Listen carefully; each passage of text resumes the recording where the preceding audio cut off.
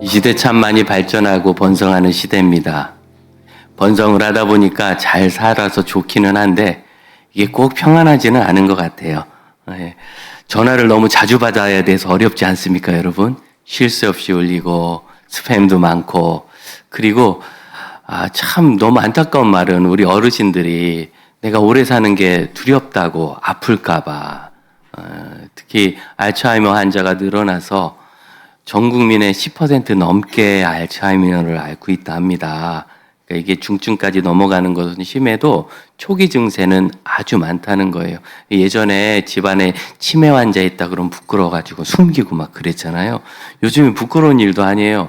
치매 환자가 없는 집안이 없으니까, 전 국민의 10%니까요. 저희 어머니도 벌써 10년 넘게 앓고 계시니까, 이런 일들이 오래 살면서 생겨서 번성하고 발전한 것 중에 하나가 의료, 의학 이런 거고, 그래서 이렇게 오래 사시는데 그것 때문에 어려움도 겪고, 물론 이 일이 저는 머지않아 해결되리라 믿습니다. 여러분 기도 열심히 하셔서 효과적인 약물도 계속 나오고 있고, 또 가정에서 참 존엄한 마지막을 맞이하시면 좋은데, 요즘에는 또 이렇게 체력이 안 되시면서 오래 머무시다 보니까 거의 모든 국민이 다 요양원에 가셔야 되는 상황이 된 것 같아요.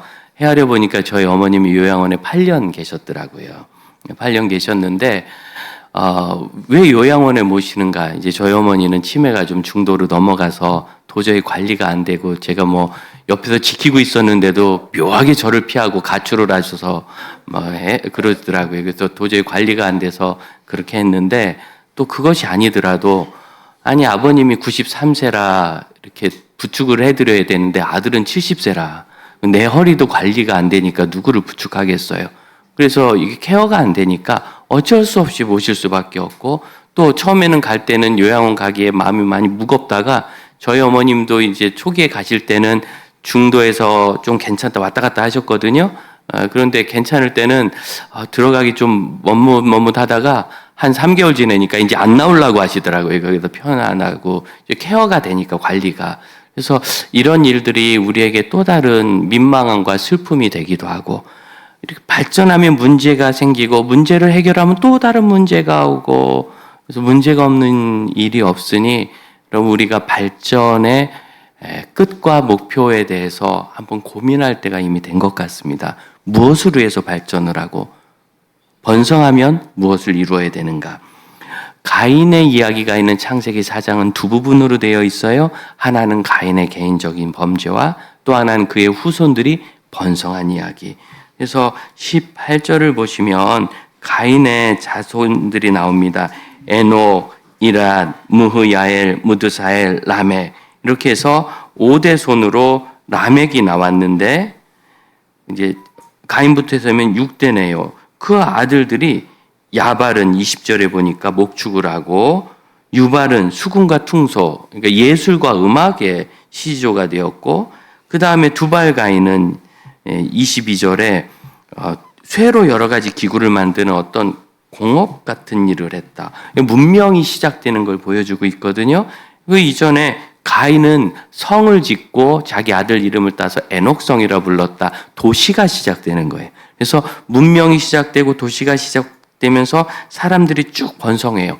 이 아이들이 전부가 아닙니다. 5장 3절을 보면 아담이 셋이라는 아들을 낳을 때 세 번째 나서 셋은 아니고, 한국말로 셋이고 히브리어는 다른 뜻입니다.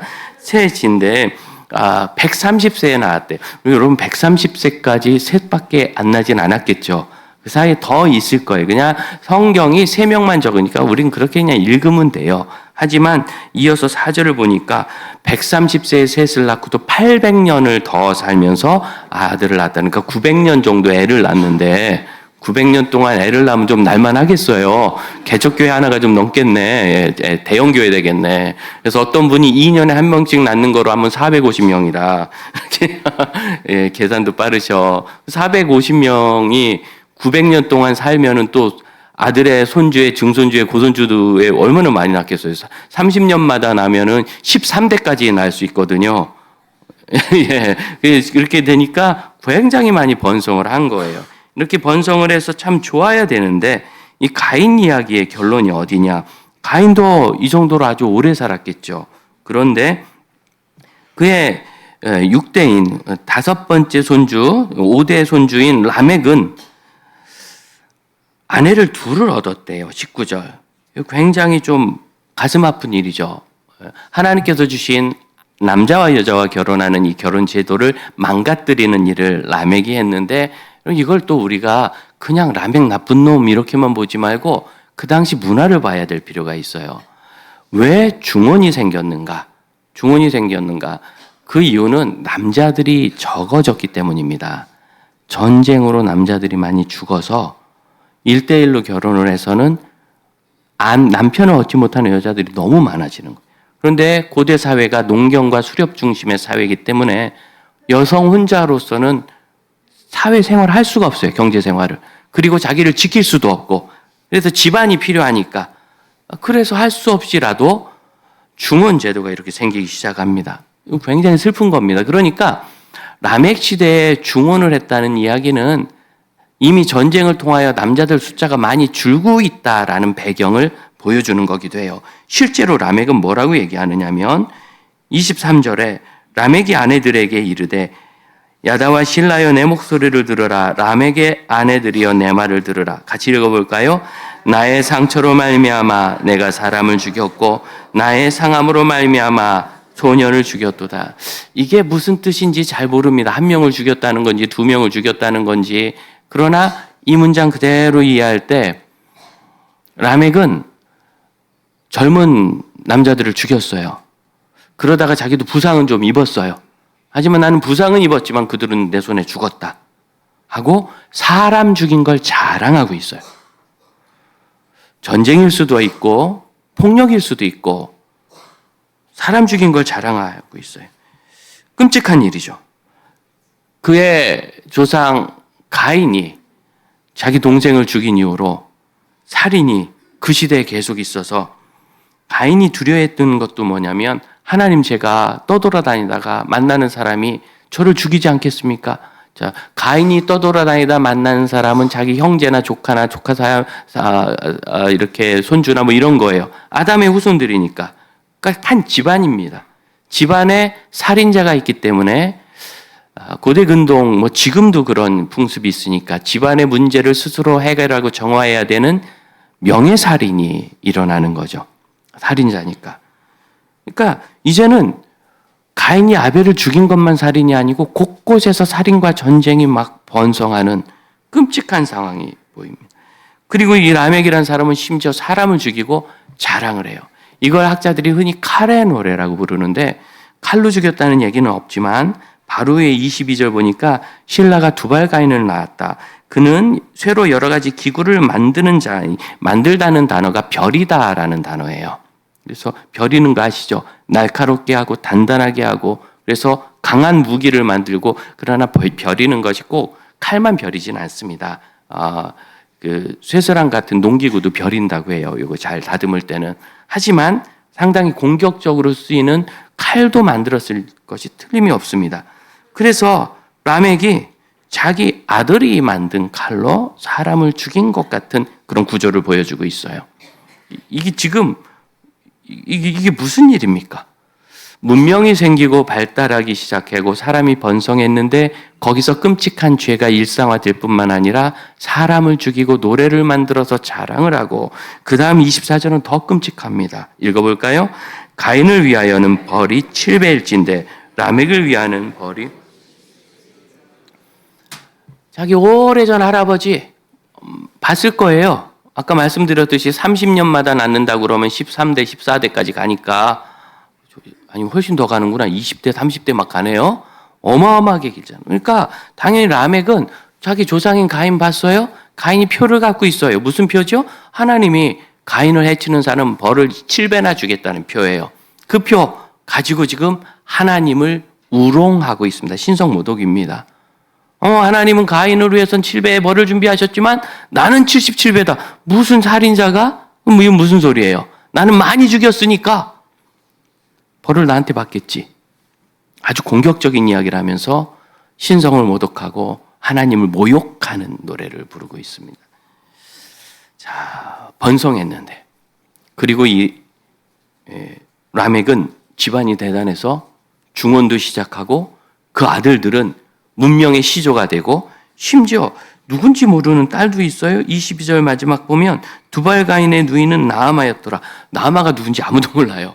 이름을 적은 것은 그 당시 아주 유명한 여자였다는 뜻이에요.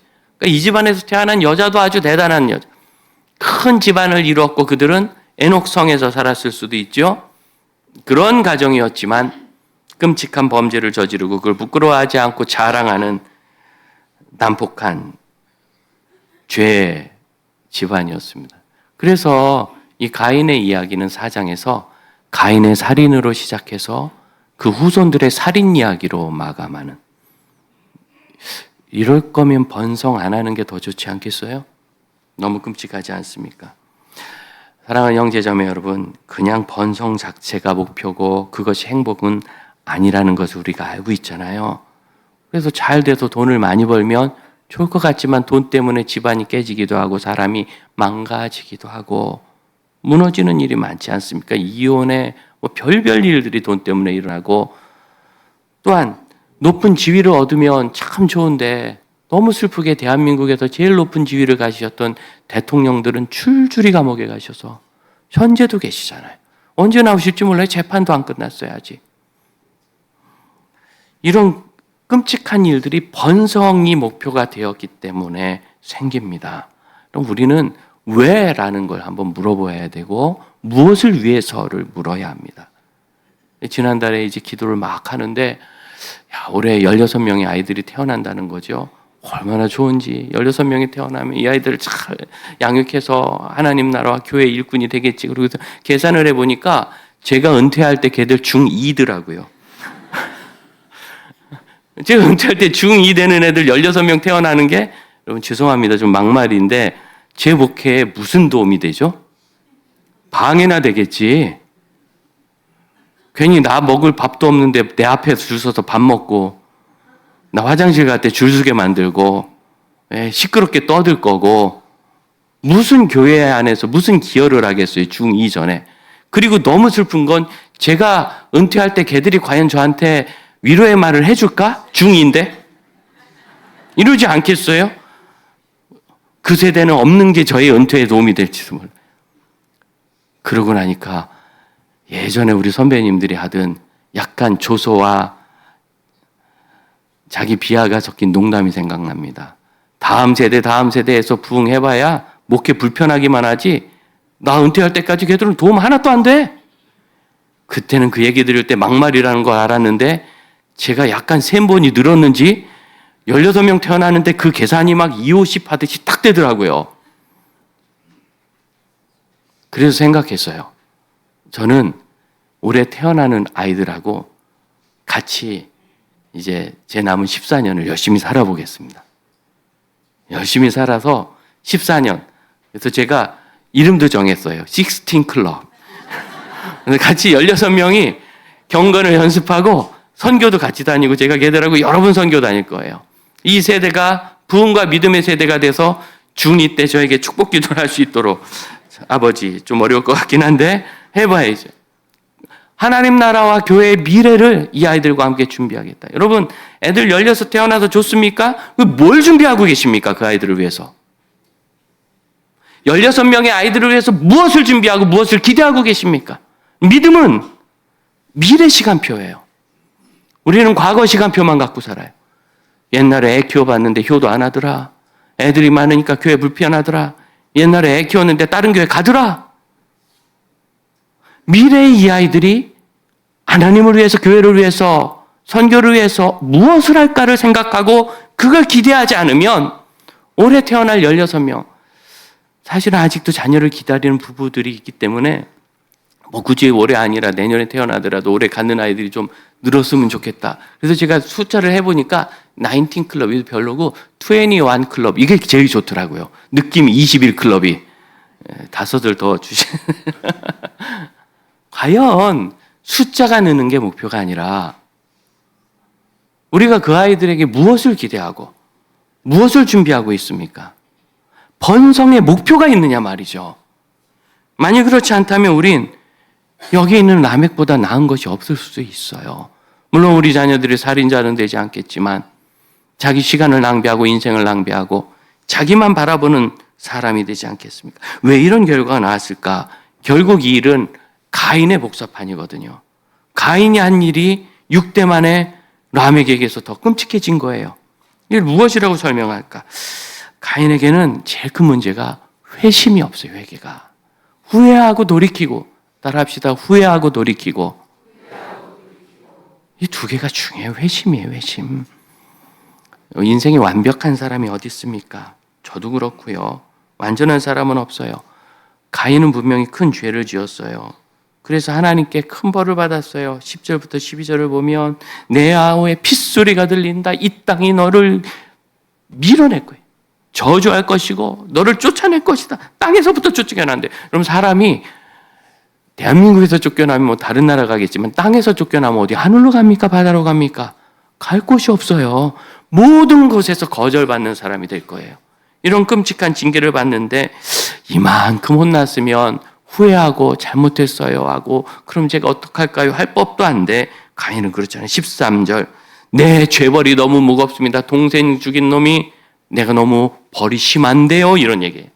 14절 자기 걱정만 해요. 내가 그러면 땅에서 쫓겨나서 여기저기 떠돌아다니다가 누굴 만나면 그 사람이 저를 죽이겠는데요. 자기 걱정밖에 없어요. 도대체 그에게 삶의 이유와 사명과 향상된 인격, 하나님 잘 믿는 것, 가치 있는 사람이 되는 것, 이런 것에 대한 꿈은 도대체 보이지 않습니다. 너무 안타깝습니다. 왜 그렇죠? 관심이 자기 자신이라 그래요. 왜 우리 선배님들이 그런 농담하실 때 그게 제가 분명히 아는데요. 그냥 농담이 아니에요. 뼈가 있어요. 다음 세대. 근데 제가 그때 30대 다음 세대 하던 목사니까 그러지 말라는 거예요. 다음 세대 한다고 뭐 내가 무슨 목회가 도움되는 내가 55세, 60세. 왜 그러죠? 관심이 나이기 때문에. 사랑하는 형제자매 여러분. 우리가 여기 모여서 아름다운 가지 장지교회 가족이 되었습니다. 여러분의 관심은 혹시 나 아닙니까? 오늘 내가 먹을 밥이 있나? 오늘 내가 앉을 자리가 있나? 오늘 내가 들어갈 공동체가 있나? 오늘 내가 만날 사람이 있나? 나. 그래서 여러분 살림살이 좀 좋아지셨어요? 인생 좀 폈어요? 여러분 우리 삶의 변화는 하나님만 주십니다. 우리 삶의 변화는 하나님이 주세요.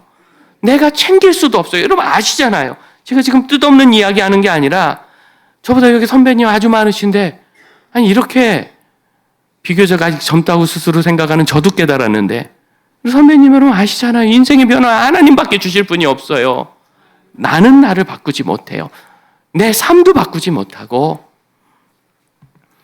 그래서 그의 관심을 바로 봐야 돼요. 여러분 가인의 죄의 시작은 너무나 엉뚱한 곳입니다.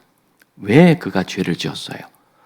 내가 제물을 드리는데 하나님께서 나와 내 제물은 연락을 안 하고 내 동생 아벨과 그의 제물은 연락을 해서 여기서 시기심이 나서 동생을 죽이는 죄로 번진 겁니다. 목표가 뭐예요? 하나님이 받아주시는 예배가 안 돼서 동생을 죽인 거예요. 쉽게 얘기해서 예배 때문에 죽였다는 거예요. 이게 지금 말인지 이게 핑계인지. 그런데 그의 예배를 한번 잘 생각해 보십시다. 3절을 보니까 4장 3절 세월이 지난 후에 가인은 땅에 소산으로 제물을 삼아 여호와께 예배를 드렸고 4절 아벨은 자기도 양의 첫 새끼였다. 다시 한번 아벨은 자기도란 말이 뭐예요? 이브리어에도 그도 그 또한 이렇게 명확히 돼 있거든요. 무슨 소리예요? 자기도 아버지 아담을 보고 형 가인을 보고 그럼 나도 이게 자기도예요. 그러니까 아벨이 지금 왜 하나님께 예물을 드렸느냐면 가인을 보고 한 거예요. 가인을 보고 아담도 받겠지만 형처럼 나도 형이 하니까 나도 그런 아벨을 지금 가인이 죽입니다. 아벨이 하나님 앞에 제물 드리는 게 좋아 보였겠죠. 그리고 저거 하는 거구나. 아버지도 하고 형도 하니까 나도 하는 거구나 했겠죠. 그래서 여러분 동생이 제물을 드리면 그러면 이제 형이 동생이 예배 드리네? 이제 동생이 하니까 난 안 해도 되겠네? 이러겠어요? 아니면 동생이 예배 드리니까 난 대충 드려도 되겠네? 그러겠어요? 둘 중에 하나일 거예요. 동생이 예배 드리니까 참 내가 하는 게 좋은가 보다.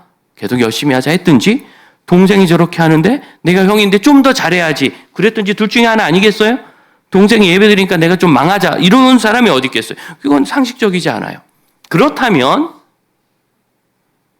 하나님이 가인의 예물을 받지 않으실 때 아벨이 이제 예물을 잘 바치니까 이제 가인 건 그만 받아야 되겠다고 그때부터 안 받으셨을까요? 당연히 하나님은 비교해서 하시는 분이 아닙니다. 이전부터 가인의 예물을 안 받으신 거예요. 근데 가인은 몰라. 받으시는 안 받으시는지 관심 없어요. 가인은 관심이 나니까. 막 내가 드리는데 아벨이 예배 드리는데 아벨의 예배는 지금 예배를 하나님 받으세요? 그때서야 내가 드린 예배를 하나님 안 받으신 걸 알았어요. 그러면 상식적으로 왜 안 받으셨을까? 어떻게 하면 될까? 내 예배도 하나님이 받으셨으면 좋겠다. 이거 상식 아닙니까? 그런데 가인은 다른 방식으로, 나쁜 방식으로 해결해요. 나쁜 방식으로. 어떻게? 하나님 핑계. 하나님 차별하네. 강요. 내가 예배 드렸으면 받아야지. 사랑하는 형제 여러분, 자매 여러분, 오늘 우리가 예배 드립니다. 하나님 당연히 받아야 됩니까? 간혹 그런 분들이 있긴 해요. 먹을 걸 들고 와서 무조건 나한테 먹으라고. 배가 부른데. 나 배가 부르고 배도 나오는데 무조건 먹으라고. 내가 주는 거니까 먹으라고. 그런 분들이 되게 멋있긴 해요. 사업도 잘하고 사고도 잘 치고 되게 그러세요. 진취적이고. 그래, 그 사람끼리 정을 나누는 거니까 그럴 수 있다 치지만 하나님 앞에 예배하면서 내 예배는 하나님이 받으셔야 돼. 여러분 혹시 교만한 생각이 있지 않습니까? 또는 예배 드리면 당연히 받겠지. 하나님은 사랑의 하나님이니까 하는 정신 나가는 생각을 아직도 하십니까? 하나님이 어떻게 예배를 드려야 되는지도 가르쳐 주셨어요. 아벨은 첫 양의 첫 새끼와 그 기름으로 고르고 골라서 내게 제일 의미 있는 것으로 귀하게. 사랑하는 형제자매 여러분, 오늘 귀한 시간을 마련해서 오신 줄로 압니다. 되게 주일 10시 오시는 분들이 귀한 시간을 마련해서 오시는 분들 맞아요. 다음 주에 11시 반에 오시면 그때도 그 얘기를 할게요. 11시 반에 오신 분들이 귀하게 오신 분이라고 얘기할게요. 그래, 맞아요. 그럼 내 마음은 어떻습니까? 하나님 앞에 지금 겸손하십니까? 예배를 받아주시는 것이 감사합니까? 예배를 골라드리는 줄을 착각하는 분들이 있어요. 여러분, 하나님 거지 아닙니다. 전 세계 10억 명이 이 주일에 예배를 드리고 있습니다. 10억 분의 1은 헤아려지지도 않는 숫자예요.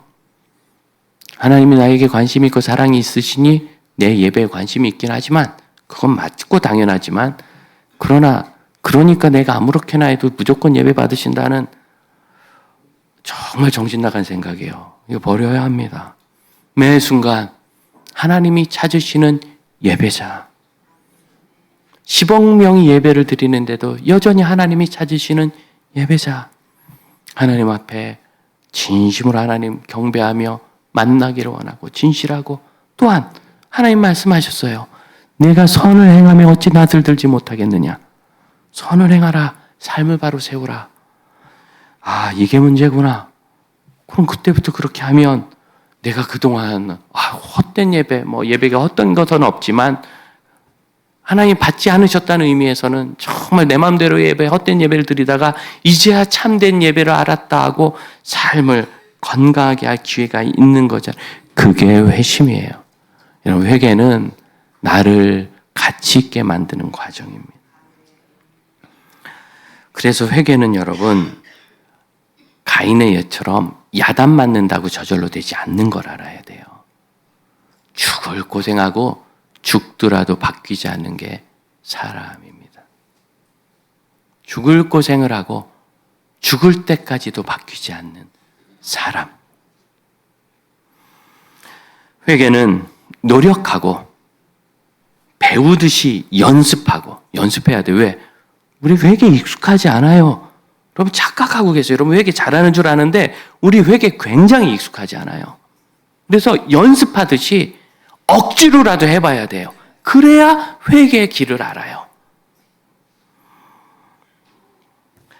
또한 기회를 살리지 않아요. 회개하면 그다음부터 길이 생겨요. 15절 보세요. 여호와께서 그에게 이르시되 그렇지 아니하다.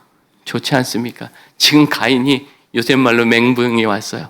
내가 이 땅에서까지 쫓겨나가면 하늘로 가나 바다로 가나 내가 어디로 가나 떠돌아다니다 만나는 사람이 나를 죽이겠네. 그랬더니 하나님께서 그렇지 않다. 여러분 이 말 늘 듣고 싶은 말이에요. 생각해 보세요.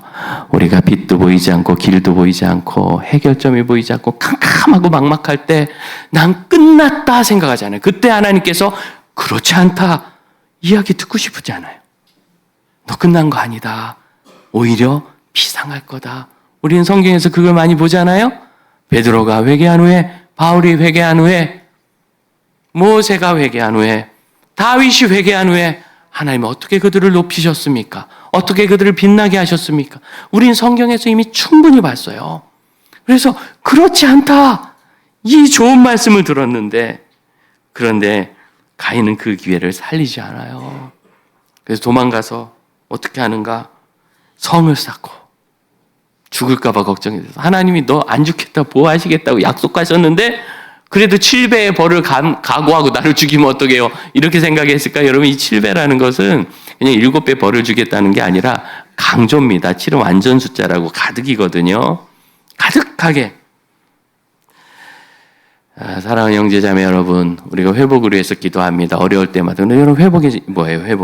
회복이 내가 지금 지쳐서 일할 수도 없고 뭐 교제도 못 하겠고 봉사도 못 하겠고 돈 벌러도 못 가겠고 공부도 못 하겠고 운동도 못 하겠는데 지쳐서 약해져서 하나님 회복해 주셔서 다시 여행 가고 다시 일하고 다시 공부. 여러분 이게 회복입니까? 그럼 어떻게 되겠어요? 똑같이 일하고 똑같이 여행 가고 똑같이 놀고 똑같이 떨어지겠죠. 회복은 하나님을 의지할 줄 알게 되는 거예요. 나를 의지하고 나만 바라보고 사는 삶에서 회복되면 내 삶은 하나님이 세우시는구나를 알아서 내 주권과 의지를 내려놓고 하나님께 저를 의탁합니다. 할 줄 알게 되는 것. 거기서 우리가 바로 사는 힘을 얻습니다. 사랑하는 형제자매 여러분, 아직도 내가 한 번 더 여행 가기 위해서, 한 번 더 돈을 벌어보기 위해서, 한 번 더 막 멋지게 기도 한번 해보려고, 한 번 더 찬양 좀 잘해보려고 회복을 꿈꾸십니까? 이전에는 그렇게 못해서 지금 내가 이 모양인가요? 아니잖아요. 그때 어땠어요? 열심히 살았고 최선을 다했고 잠도 못 자고 피곤하고 죽도록 고생했지만 하나님을 의지하지 않았잖아요. 하나님을 바라보고 하나님을 의지하고 하나님의 사랑과 하나님의 전능하심을 깨닫는 것, 이것이야말로 회복의 본질입니다. 결국 이런 것은 번성을 바라보는 관점의 문제예요. 무엇을 위한 번성인가? 16절을 보면 가인이 여호와 앞을 떠나 에덴 동쪽 노 땅에 거주하여 쫓겨난 줄 알았더니 자기가 떠났어요. 떠나라는 이 단어, 이거 능동형으로 쓰여 있습니다. 자기가 간 거예요. 노 땅에 거주하다 이 단어, 이것도 능동형입니다. 내가 떠나서 내가 거기 산 거예요. 에덴을 떠난 것도 아니고 여호와 앞을 떠났답니다. 이 앞이라는 단어, 얼굴이란 단어의 파임, 면전, 얼굴. 그래서 이런 경우에 사용하면 그냥 여호와 앞 정도가 아니라 하나님을 바라보는 이렇게 얼굴을 이렇게 마주 보고 있다가 탁 돌아서는 것 같은 느낌이 이 단어입니다.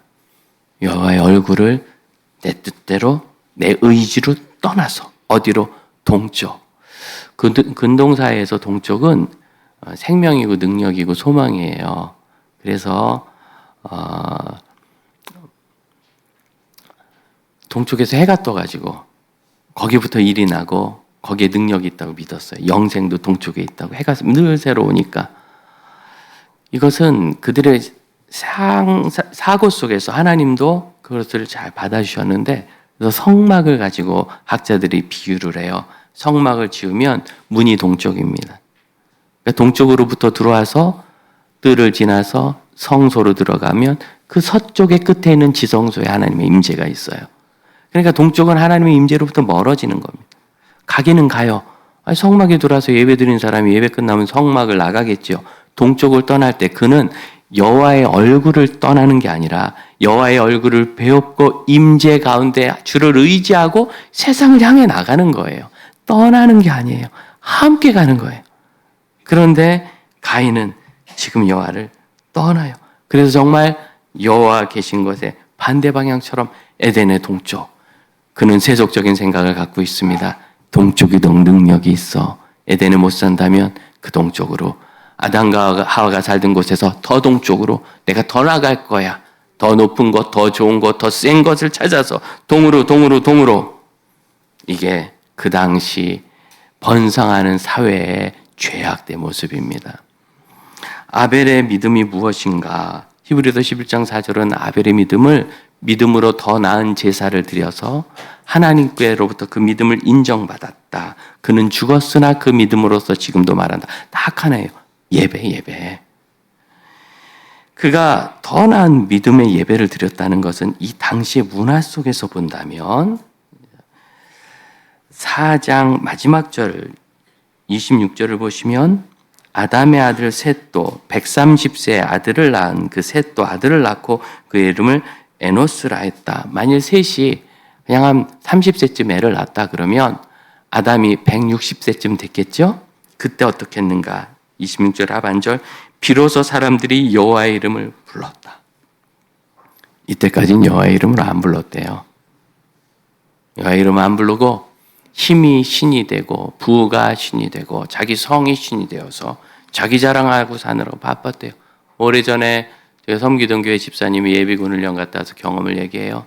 거기 좀 젊은데 젊어서 뭐 좀 이루었나 봐요. 돈도 좀 꽤 벌었고 뭐 큰 집 어디 뭐 좀 자기 명차를 타고 다니고 어쩌고 저쩌고. 그리고 이제 또 일이 이제 더 나갑니다. 자기가 술을 얼마나 잘 먹고 술을 얼마나 많이 먹고 이제 더 나갑니다. 자기는 여자를 막 이렇게 저렇게 만나는데 아내 몰래 외도를 하고 뭐 그런 거 괜찮고 술집에서 여자를 만나고 어디 막 하는. 그러면서 사람이 술과 말이야, 남자가 술과 돈과 여자 없이 무슨 재미냐 말이야. 저희 집사님이 그 소리 막 쓰레기 같아서 안 듣고 싶은데, 소리라는 건 공기를 채우잖아요, 공간을. 다 들리니까. 사람들이 그 말에 기세가 눌려서 다 끄덕끄덕 하고 있는 게 너무 싫었대요. 그래서 집사님이, 저기요, 그래도 그런 거 아니죠? 선생님 딸을 낳았는데 딸이 그런 남자 만나면 어떨까요? 그게 행복한가요? 싸해졌어요? 그래서 한참 자랑하던 그 사람이, 라멕처럼 자기의 불의를 자랑하던 그 사람이 이렇게 말하더래요. 당신 목사지! 목사나 돼야 그런다고 생각하나요? 이 세상은 자기의 불의를 자랑하고 악함을 자랑하고, 내가 사람을 둘은 죽였거든? 왜? 내가 좀 다쳤어. 그래서 그를 죽였어. 이런 나라, 이런 세상 속에서 아벨은 뭘 했대요? 예배했대요. 160년 동안 여호와의 이름을 부르는 사람들이 없는 그 세상 속에서 아벨이 태어난 이후로 한다면 130년간 100년 넘게 참된 예배자가 없는 그 시대에 아벨은 거기서 예배했대요. 그렇게 여호와의 지성소에서 여호와를 만나고 동쪽 성전문을 나가는 것처럼 우리가 하나님 앞에 예배해서 여호와를 만나고 우린 세상으로 나가는 사람들입니다. 이것을 거꾸로 생각하면 삶의 실패의 공식을 쓰게 됩니다. 사랑하는 형제자매 여러분, 에덴의 동쪽에서 번성한다면 그것은 우리에게 저주가 될 거예요. 여호와를 떠나 여호와를 등진고, 그것이 아니라 여호와를 만난 힘으로 우리가 사는 모든 곳에서 하나님을 위하여 번성하는 참된 자녀들 되시기를 축복합니다. 가인의 실패를 잊지 마세요. 우리는 완벽하지 않아요. 누구나 다 실패하고 후회가 있을 때 회개하고 돌이킵시다. 하나님 기회를 주세요. 꽉 잡으세요. 물론 잡았다 또 놓칠 수도 있어요. 또 잡으세요. 우리가 무슨 능력이 있어서 한번 회심했다고 완벽해지겠어요? 그리고 하나님이 주신 그 기회를 소중히 여겨 하나님을 의지하는 회복을 누리세요. 그렇지 아니하다. 우리 다 같이 자리에서 일어나 찬양합시다. 우리 주님께 더 가까이 나가기를 원합니다.